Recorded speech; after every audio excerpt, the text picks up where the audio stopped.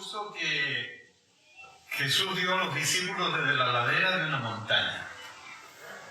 Siempre se acostumbraba. El Señor Jesús le habló sobre cómo deben vivir los que desean seguirle y vivir una vida agradable a Dios. Aunque sus palabras estaban dirigidas a sus discípulos, Jesús dio ese sermón frente a una gran multitud de personas. La gran multitud de personas ya se estaba haciendo habitual en el caminar del Señor Jesucristo, como lo podemos apreciar en los versículos antes del capítulo 5, es decir, antes del Sermón del Monte. Cómo Jesús comenzó a hacerse famoso con las multitudes.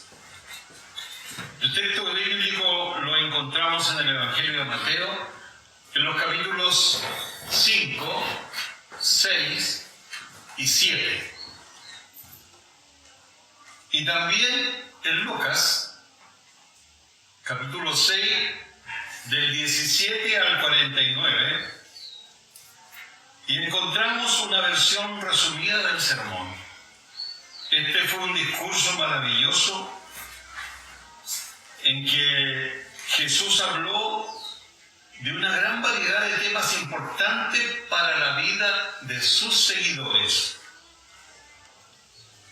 Jesús comenzó hablando sobre quiénes son las personas verdaderamente dichosas.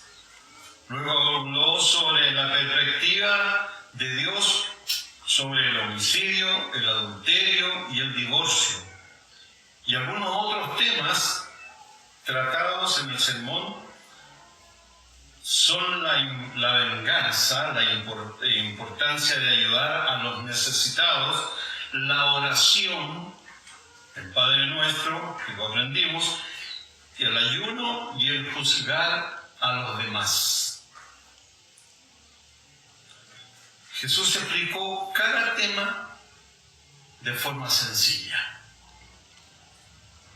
Que muchas veces nosotros nos complicamos cuando queremos imponer palabras nuevas y tenemos que ir al diccionario para dar a conocer de qué se trata.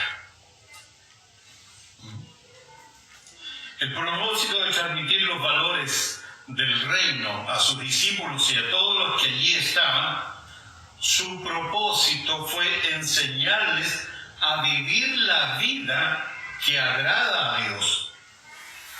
Así la fama de Jesús se extiende. Creo interesante leer en los versículos 23 al 25 del capítulo anterior, que dice: y recorrió Jesús toda Galilea, enseñando a las sinagogas de ellos, y predicando el evangelio del reino, y sanando toda enfermedad y toda dolencia en el pueblo.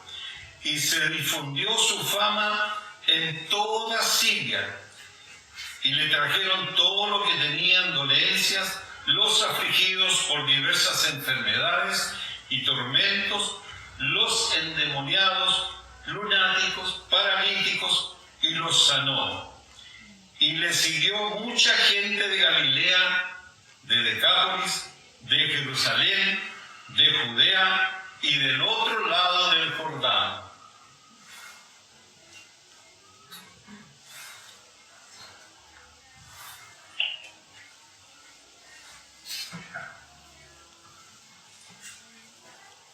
Jesús ya estaba siendo rodeado de grandes multitudes.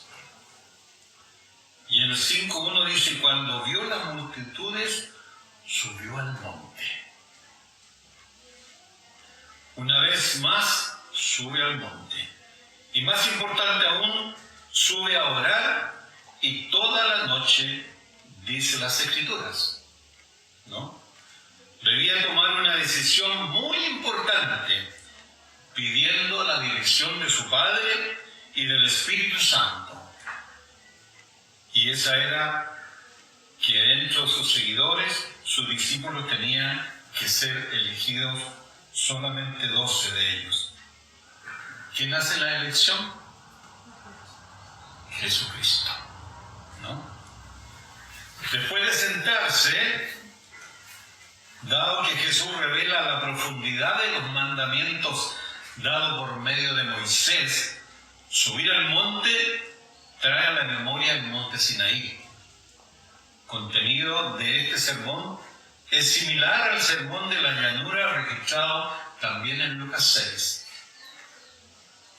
El tema más importante, hermanos, fue una vez más que Jesús fue al monte a orar y pasó toda la noche orando a Dios.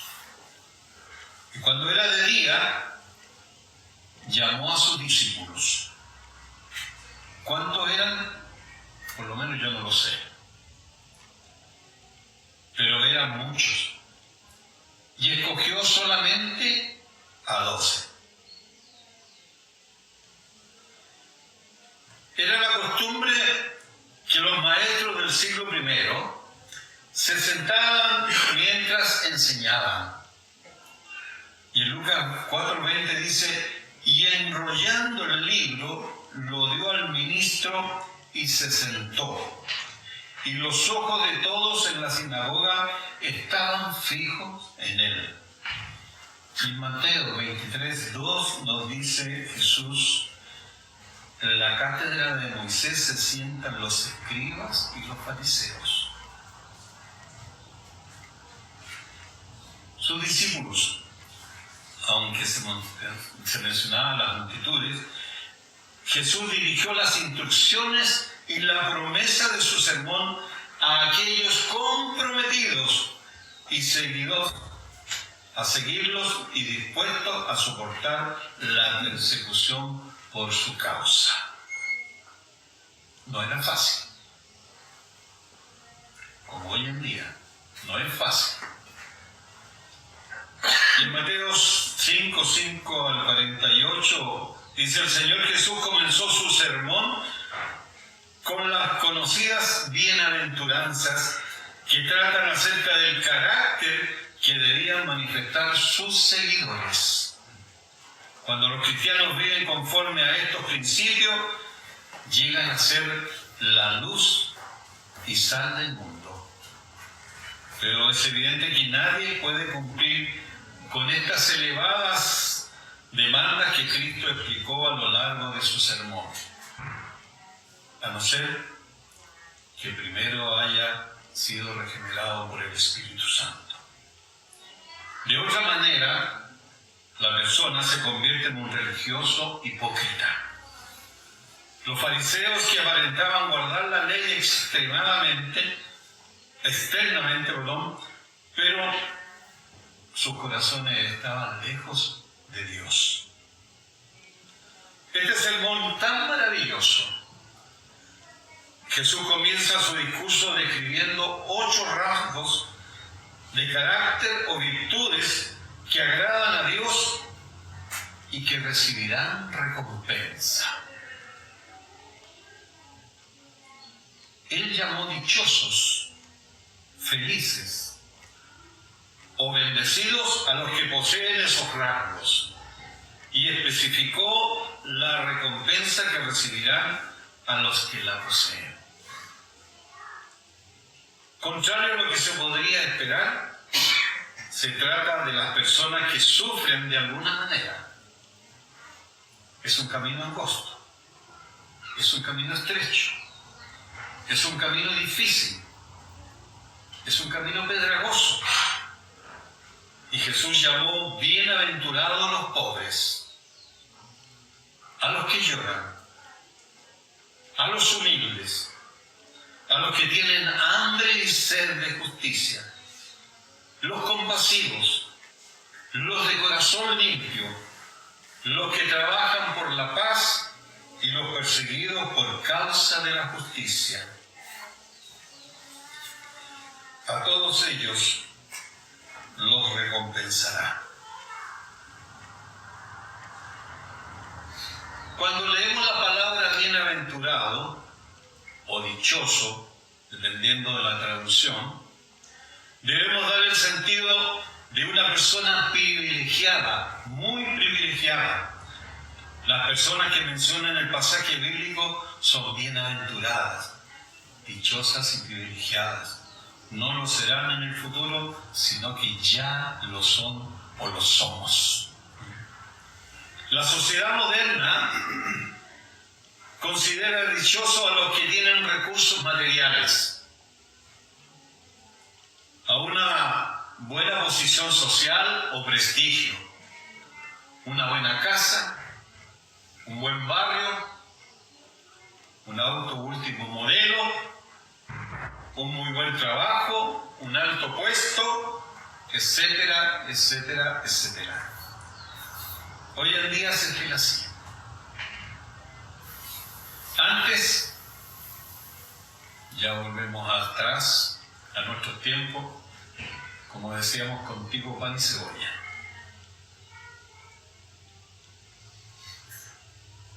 El Sermón del Monte no es un discurso antiguo, sino es una revolución que está viva hasta nuestros días.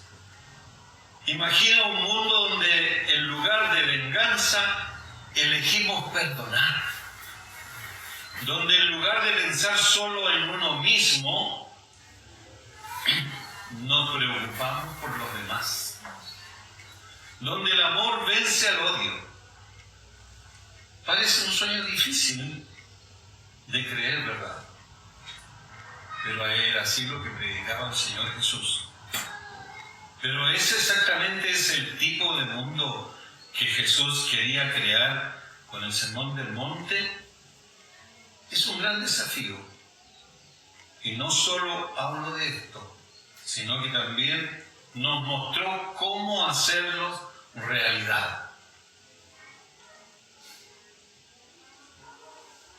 Estaba poniendo una forma totalmente nueva al tratarnos los unos a los otros, conectándonos con Dios. Como lo decía anteriormente. Vuelvo a repetir, como lo dije antes, con este sermón tan maravilloso, Jesús comienza su discurso escribiendo 8 rasgos de carácter o virtudes que agradan a Dios y que recibirán recompensa con la bienaventuranza. Y son dichosos los pobres de espíritu, o en espíritu, porque es el reino de los cielos y les pertenece. Dichosos son los que lloran, porque serán consolados. Dichosos los humildes, porque recibirán la tierra como herencia. Dichosos los que tienen hambre y sed de justicia, porque serán saciados. Dichosos los compasivos, porque serán tratados con compasión. Dichosos los de limpio corazón, porque ellos verán a Dios. Dichosos los que trabajan por paz, porque serán llamados hijos de Dios. Dichosos los perseguidos por causa de la justicia, porque el reino de los cielos les pertenece. Aquí no está hablando tanto de lo que va a pasar aquí como de lo que va a pasar cuando estemos en la presencia del Señor. Las bienaventuranzas sirven de introducción al conocido sermón del monte que Jesús pronunció frente a sus discípulos y a muchos de sus seguidores. Y seguimos el juzgar a los demás. Él dice, no juzguen para que no sean juzgados. Mateo 7:1. Primero Jesús está advirtiendo contra el juicio hipócrita y arrogante de los hombres. Una mujer observaba desde la ventana de su casa a la vecina colgando unas sábanas blancas. Inmediatamente llamó a ella a su esposo y le dijo, mira eso, esa mujer no sabe lavar. Y el marido pregunta, ¿qué es lo que está haciendo? Está tendiendo las sábanas blancas con manchas. El esposo tomó la toalla y roció con agua el vidrio de su ventana y comenzó a limpiarla. Entonces, ahora se veía con claridad. Las sábanas realmente estaban blancas, limpias. El problema no estaba en la vecina. El problema estaba en su propia casa. Primero, debemos ver nuestra propia condición. El tema no es juzgar a otro. Y segundo, es fácil juzgar a los demás y ver que los errores de otras personas y no concentrarse en sus propios errores. Nos preocupa más lo que hacen los demás. Alguien dijo, nosotros vemos los errores de los demás con un telescopio y los nuestros con un microscopio. Debemos limpiar nuestra vista. Debemos sacarnos la viga que hay en nuestros ojos. Examinemos nuestros propios corazones primero y acerquémonos a los demás con humildad y compasión. Y acá viene la regla de oro, la famosa regla de oro. Jesús continúa con una de sus enseñanzas más conocidas. Todo lo que quieren que los hombres les hagan, háganlo también a ellos. Porque esta es la ley de los profetas. En Mateo 12. Esta es la famosa regla de oro. Esta regla nos desafía a tomar la iniciativa de hacer el bien. Es una invitación a la empatía activa, a ponernos en el lugar del otro y preguntarnos cómo me gustaría ser tratado de esta manera a esta situación y luego actuar en consecuencia. Luego nos habla el llamamiento de sal de la tierra y luz del mundo. Ahí en Mateo 5, 13 al 16. Vosotros sois la sal de la tierra, pero si la sal se desvanece, ¿con qué será salada? No sirve más para nada, sino para ser echada fuera y hollada en los hombres, por los hombres. Vosotros sois la luz del mundo. Una ciudad sentada sobre un monte no se puede esconder. Ni se enciende una luz y se pone debajo un almud, sino sobre un candelero y alumbra a todos los que están en casa. Así alumbre vuestra luz delante de los hombres, para que vean vuestras buenas obras y glorifiquen a vuestro Padre que está en los cielos. Jesús exhortó a sus discípulos a sazonar en su entorno con su comportamiento, con su ejemplo. Y tal como la sal da sabor a la comida, también lo llamó a brillar donde quiera que estén con la luz que Él les da. De esa forma, los que les rodean podrán ver las buenas obras de ellos y glorificarán al Padre. Posteriormente se refiere a las enseñanzas sobre el cumplimiento de la ley. Mateo 5, 17 al 20. Porque de cierto os digo que hasta que pasen el cielo y la tierra, ni una jota ni un tilde pasará de la ley, hasta que todo se haya cumplido.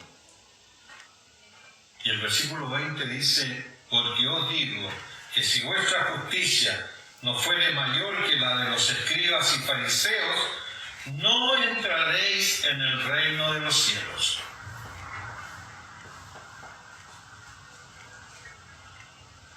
Jesús les dejó claro que Él no vino a anular la ley o a los profetas, sino a cumplirlas. De la misma forma exhortó a sus seguidores a practicar y enseñar la ley y a vivir en justicia. Quien lo haga será considerado grande en el reino de los cielos.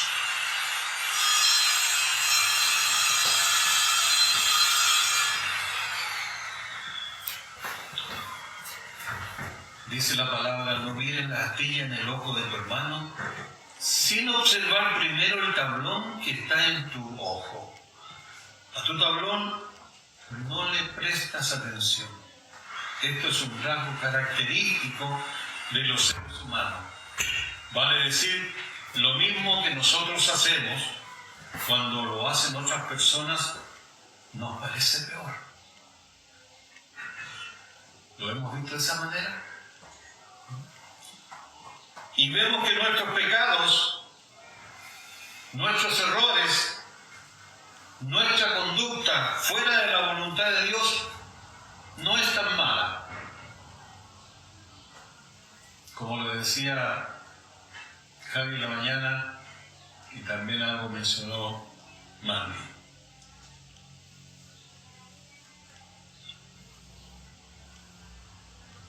Siendo esto es lo exactamente opuesto. Si hemos sido regenerados y el Espíritu Santo mora en nosotros, somos más que vencedores. La entrega del cristianismo, la elección radical. El Señor Jesús concluye el Sermón del Monte y escribe J.C. Ryle, el libro que hemos estado estudiando, leyendo, mediante un pasaje de aplicación que penetra el corazón. Dice: pasa de los falsos profetas a los falsos profetas, de los maestros insanos a los oyentes insanos. Nos encanta recepcionar lo que más nos conviene. Nos encanta estar de acuerdo con lo que no debemos hacer. El comentario de R.G.B. Tasker es algo similar. Dice: no son solo los falsos maestros los que hacen difícil encontrar el camino angosto y aún más difícil transitarlo. También un hombre puede estar autoengañado, como decía la palabra. Así que Jesús nos enfrenta consigo mismo y coloca ante nosotros la elección radical entre obediencia y desobediencia. Y nos llama a una entrega incondicional de mente, voluntad y vida a su enseñanza. De mente para recepcionar la palabra, captarla, hacerla nuestra.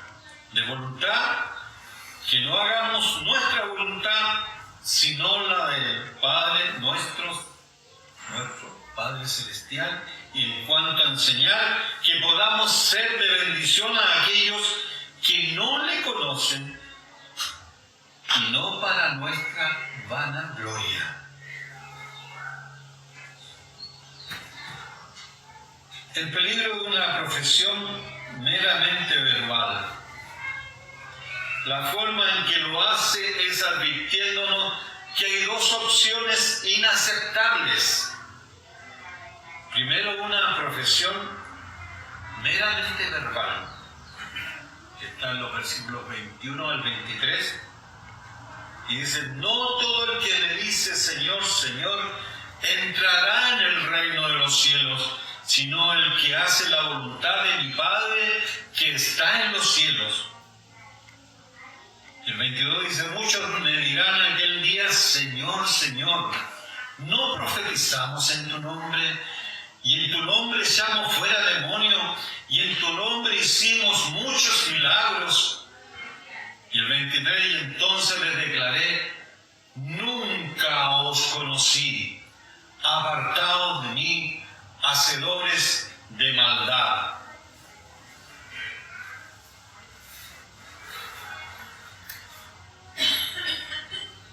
Las personas que Jesús describe aquí confían en una afirmación de credo para su salvación, en la que ellos dicen. Isaías 29:13 dice pues el Señor: ¿por qué este pueblo se acerca a mí con su boca y con sus labios me honra, pero con su corazón está lejos de mí, y su temor de mí no es más que un mandamiento de hombre que le ha sido enseñado? Santiago 1:22 nos dice: pero sed hacedores de la palabra, y no tan solamente oidores, engañándonos a vosotros mismos. Y el 25 dice: mas que el que mira atentamente en la perfecta ley, la ley de la libertad, perseverará en ella, no siendo oidor olvidadizo, sino hacedor de la obra, que será bienaventurado el que lo hace. No solamente oidores, sino que también hacedores. Y segundo, el conocimiento meramente intelectual, que es del 24 al 27. El peligro es un conocimiento meramente intelectual.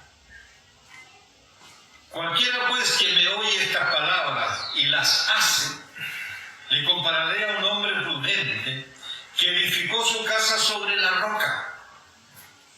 Y descendió lluvia, y vinieron ríos, y soplaron vientos, y golpearon contra aquella casa.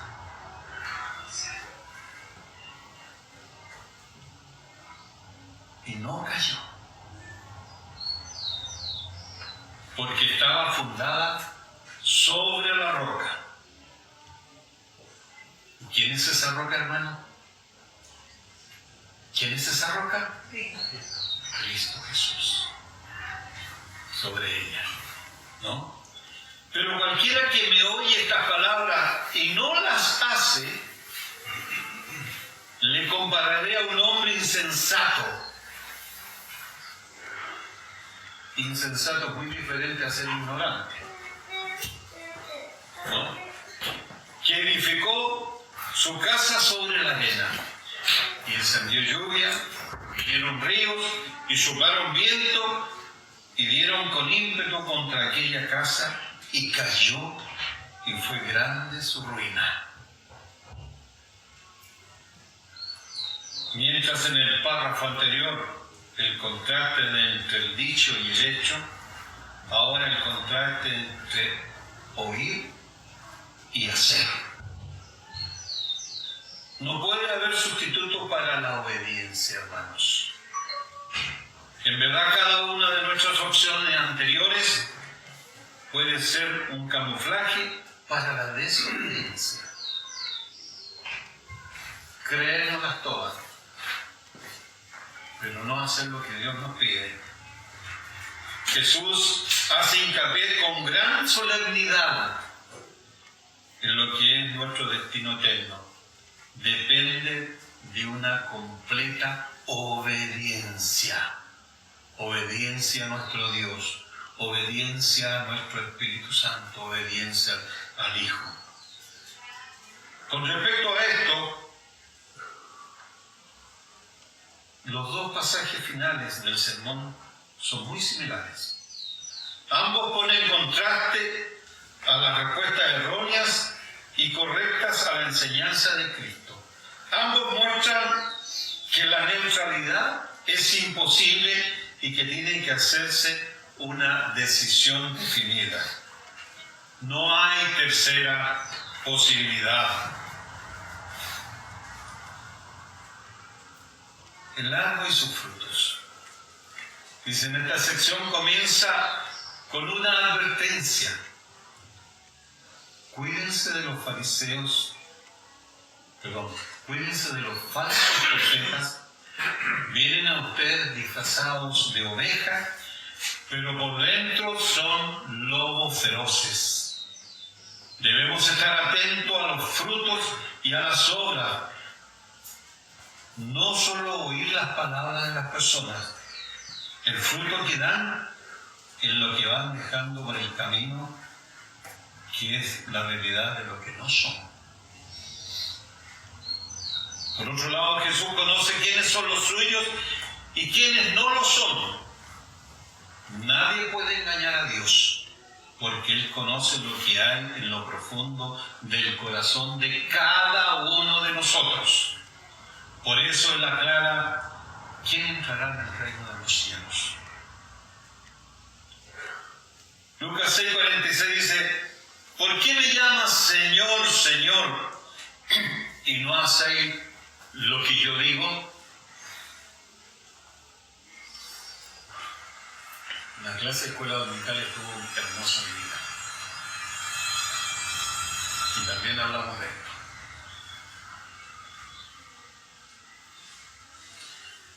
Tercero, la persona que oye la palabra y no la pone en práctica termina alejándose de Dios.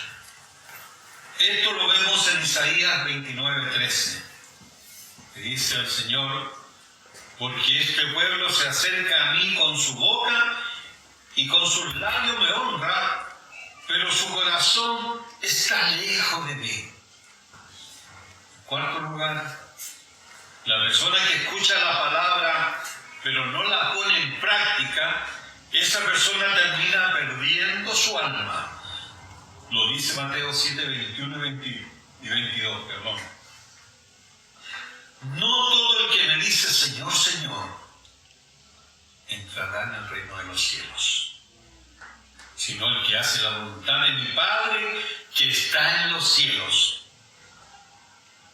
Muchos me dirán en aquel día: Señor, Señor, ¿no profetizamos en tu nombre, y en tu nombre echamos fuera demonios, y en tu nombre hicimos muchos milagros?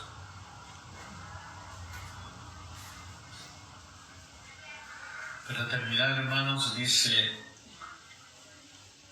hablamos de los hacedores de la palabra. La persona que escucha la palabra y la pone en práctica, en verdad ha conocido a Dios. En 1 de Juan 2:3 al 6 dice: y en esto sabemos que nosotros le conocemos, si guardamos sus mandamientos. El que dice yo le conozco y no guarda sus mandamientos, el tal es mentiroso, y la verdad no está en él. Pero el que guarda su palabra, en este verdaderamente el amor de Dios se ha perfeccionado, y por esto sabemos que estamos en él. Él dice que pertenece en él y debe estar como él anduvo, como Cristo estuvo en la tierra y como anduvo él. Segundo, la persona que escucha la palabra y la pone en práctica vivirá con abundante bendición.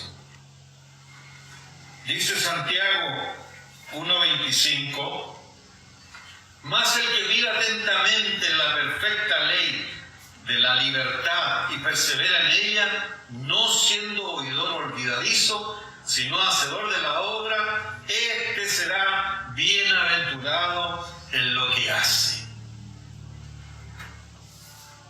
Tercero, la persona que escucha la palabra y la pone en práctica disfrutará de la presencia del Señor. Juan 14:21: el que tiene mis mandamientos y los guarda es el que me ama. Y el que me ama será amado por mi Padre, y yo le amaré y me manifestaré en él. Creo que le dijo el Señor a Josué, o sea, cuando Dios habló con Josué y le dijo: como estuve con Moisés, yo estaré contigo. Mira que te mando y que te esfuerces y que seas valiente. No temas, ni desmayes, y te llevaré donde quiera que tú vayas. Te introducirás al pueblo, tú llevarás al pueblo en el fondo a la tierra que yo les prometí, porque yo estoy contigo. Nadie te podrá hacer frente, nadie podrá resistir, porque yo estoy contigo y soy tu Dios. Es un Dios vivo. Es un Dios que nos cuida. Es un Dios que lo dio todo por nuestras vidas.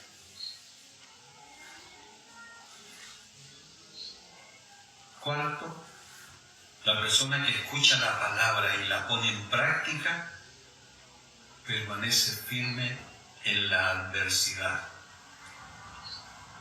Los dos cimientos. ¿Somos prudentes o insensatos? ¿Somos prudentes o insensatos? Ahí en Mateo 7, del 15 al 29 voy a leer algo. Las palabras de Jesús son para ponerlas en práctica. Quien lo hace es prudente y su vida está cimentada firmemente en el Señor. Por otro lado, quien no pone en práctica las enseñanzas de Jesús es insensato. Su vida está construida sobre la arena y no prevalecerá ante la tormenta de la vida.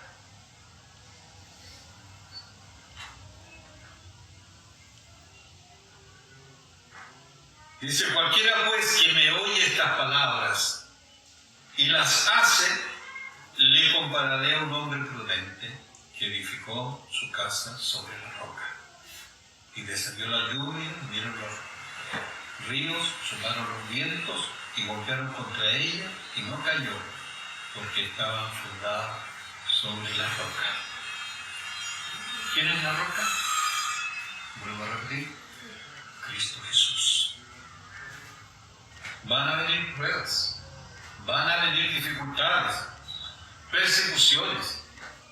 No será fácil, pero va a permanecer en pie, porque estamos aferrados a Cristo Jesús. Busquemos a Dios en todo momento. Al despertar, agradecer por el nuevo día. En el devocional, en el agradecimiento de los alimentos, al acostarnos, leamos su palabra, estudiemos las Sagradas Escrituras y lo más importante de todo es la oración constante. El Señor nos bendiga, hermanos. Amado Señor, en esta hora estamos ante tu presencia, Señor, agradecido por este sermón del monte tan